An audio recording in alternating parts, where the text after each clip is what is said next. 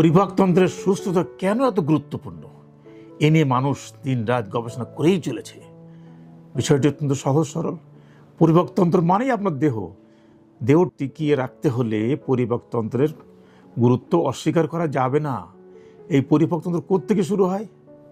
মুখ থেকে শুরু হয় পায়ুপথ পর্যন্ত দীর্ঘ জার্নি, বিশাল পথ। এই পরিপাকতন্ত্রকে এখন বিভিন্ন অঙ্গে ভাগ করা, বিভিন্ন অংশে ভাগ করা হয়েছে। যেমন ওরাল ক্যাভিটি একটা, তারপরে হলো ইসোফ্যাগাস পাকস্থলীয় খাদ্যনালী, স্মল গাট, লার্জ গাট, রেকটাম অ্যানাল ক্যানাল। এর সঙ্গে আছে প্যানক্রিয়াস, লিভার, পিত্তথলি। এই সমস্ত জিনিস মিলিয়েই হচ্ছে পরিপাকতন্ত্র। চিকিৎসা পদ্ধতিও পাল্টেছে, রোগের ধরনও পাল্টেছে এবং চিকিৎসকরা এই অঙ্গগুলিকে এক একজন এক এক অংশে নিয়ে চিকিৎসা করে থাকেন। যেমন oral surgeon, oral cavity surgeon বলা হয়, ম্যাক্সিলোফেশিয়াল সার্জন বলা হয়, ডেন্টাল সার্জন বলা হয়, মুখের কাজ করে।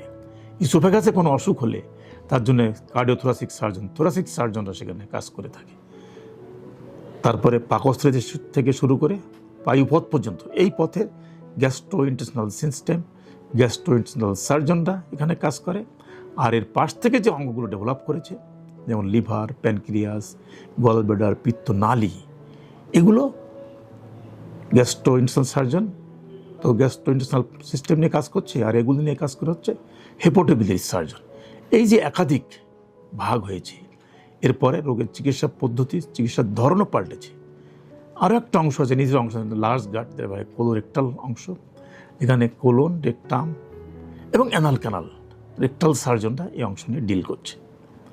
এখন রোগ যদি হয়, এই অংশগুলিতে রোগ যদি হয়, আর এই ভাগে ভাগে যদি চিকিৎসা দিতে হয় এবং চিকিৎসকদের মধ্যে যদি সমন্বয় না থাকে, তাহলে তো আপনি রোগকে নিয়ন্ত্রণ করতে ব্যর্থ হবেন। আর এই সিস্টেমের এই রোগ নির্ণয় করা, একে সুস্থ রাখা, দেহকে সুস্থ রাখতে হলে এই সিস্টেমগুলোকে আপনাকে সুস্থ রাখতে হবে। যেমন এই পরিপাকতন্ত্রের আমরা কি করি, মুখ দিয়ে খাবার গ্রহণ করি, খাবারটি পাকস্থলী যায়, যাওয়ার পরেই সেখানে পাকস্থলীটি খাবারটিকে চূর্ণ বিচূর্ণ করে গ্রিন্ডিং করে। গ্রিন্ডিং মেশিন যেমন শরবত বানায়, যে বিভিন্ন ফল টল গ্রিন্ডিং করে, ওরকম পাকস্থলী গ্রিন্ডিং করতে করতে ওগুলো চূর্ণ বিচূর্ণ করে ক্ষুদ্রাতি ক্ষুদ্র অনুপরমাণুতে রূপান্তর করে থাকে। ভিগোরাস অ্যাক্টিভিটি পাকস্থলীর। আবার পাকস্থলীতে কোনো জীবাণুপূর্ণ খাবার যদি যেয়ে থাকে, ব্যাকটেরিয়াল কন্টামিনেশন হয়েছে, পাকস্থলী hydrochloric acid very powerful bactericidal. কোনো ব্যাকটেরিয়া ওখানে গেলেই সাথে সাথে ওর পিএইচ দিয়ে এই পিএইচের এনভায়রনমেন্টে যখন পড়ে, তখন সে হাইড্রোলাইসিস হয়ে যায়, ডিস্ট্রয় হয়ে যায়। এজন্য কোনো বিষাক্ত খাবার খেলে প্রথমে কিন্তু পাকস্থলী ওকে রিফাইন করার চেষ্টা করে। যদি ব্যর্থ হয়, তখন আপনি আক্রান্ত হবেন।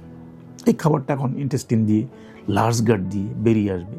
প্রয়োজনীয় অংশগুলো, বিভিন্ন অংশগুলো আপনার যে জমা হবে লিভারে। লিভার কি করে? এনার্জি তৈরি করে আপনাকে শক্তিশালী করে রাখে।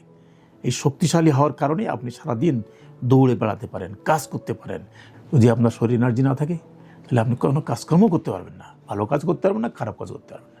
এই জন্য তার গুরুত্ব অত্যাধিক। ধন্যবাদ।